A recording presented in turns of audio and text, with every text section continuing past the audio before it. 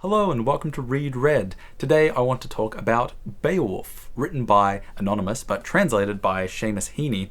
And this is going to be a pretty short video because it's not like I really have any kind of extra literary criticism or analysis to add to Beowulf, but just that I wanted to really come and make a video to hopefully dispel any hesitation that some people might have that this book, that Beowulf being so old, would be boring. I really can only say that in this little 100-page poem, there is such an immensity packed into it that it was a really riveting experience. I just read it in one day. I couldn't put it down, and maybe something that contributed to that is Heaney's translation. I can't comment because I don't know about other translations, except that I have seen some comparisons with Tolkien's translation, and I think Tolkien used maybe some more archaic words, and that could have been a bit of a barrier.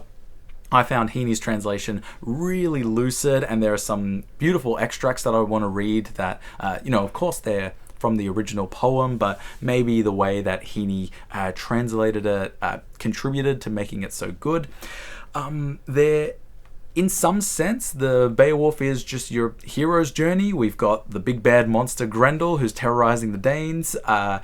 Beowulf comes over and goes to fight the monster, then finds that there's extra layers going in, and I'm sure that there's so much going on that's gone over my head because I haven't done a whole lot of research into it, to be honest. But I just wanted to say that Beowulf is so cool and so rich as well that I really want to implore you to take a chance to go on and read it, and because it's got everything. It's got family intrigue. One of the big things is that Beowulf comes in and is kind of performing this role as a hero better than the king's son, and so the king is having this thing where the king's obviously feeling more affection for Beowulf than his own child, and there's some sort of tension in there. We've got different layers and different levels of monsters. So of course we start with Grendel, but then we've got Grendel's mother to come, and then we've got an even bigger one at the end, near the end of Beowulf's life. And also just the way that fight or action sequences are described is so detailed and so clear, but have images or some symbols or things that were really unconventional and really made me sort of sit and think and have kind of stuck in my head. So from here I'll start talking kind of spoilers, but one of the things that stood out so clearly to me was the fact that was that Beowulf, in order to fight and beat Grendel and meet it on its own terms, threw away his weapons, and that nothing else was effective, but it was just his bare strength. And the fact that Beowulf just grabbed on and held and squeezed so tightly on Grendel's arm that he ripped the arm and shoulder off. It felt like a really symbolically rich image, and it was exactly the sort of stuff that I really liked and I really got out of reading some books of the Bible, some stories from David, and kind of some of the prophets as well, but most of those are more sort of intellectual than action sequences.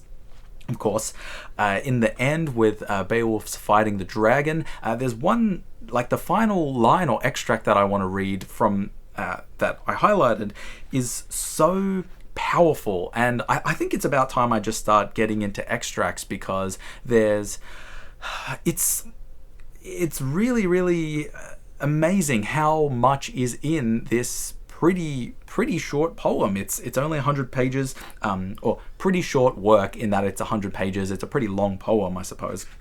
But I'm going to jump in, read some extracts from it that I really like, just some really beautiful language. Again, I'm sure that this is just Beowulf itself, but I really also am glad that I went for and got Seamus Heaney's translation.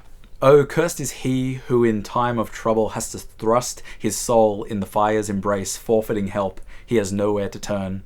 But blessed is he who after death can approach the Lord and find friendship in the Father's embrace. And skipping forward, this is a kind of cool proverb. Often for undaunted courage, fate spares the man it has not already marked. Man, talk about setting a really just bone-chilling scene of Grendel fighting and being kind of overpowered by Beowulf. Check this out. Then an extraordinary wail arose, and bewildering fear came over the Danes. Everyone felt it who heard that cry as it echoed off the wall, a god-cursed scream and strain of catastrophe, the howl of the loser, the lament of the hell serf keening his wound. He was overwhelmed, manacled tight by the man who of all men was foremost and strongest in the days of this life. And don't know why I highlighted this, but it's really cool. It's just a kind of almost title or a character. You get so many of these, and they're always like really vivid and kind of thrilling to read, but this one stood out. So in this section, they're talking about Grendel's mother and the fact that Beowulf had just gone down to fight her, and they're on the shore. They're kind of saying, oh, he's been gone for a while, Beowulf's probably not coming back, he's been defeated. Joke's on them though, because he does return, but the way that the author described it, I love so much. It was clear to many that the wolf of the deep had destroyed him forever. And this final one, so when we're jumping back 30, 50 years later down Beowulf's life, and the dragon comes and he needs to go and fight the dragon, the whole fight sequence is so good, but there's one line that just magnifies and encapsulates everything, and it's this. Roused to a fury, each antagonist struck terror in the other.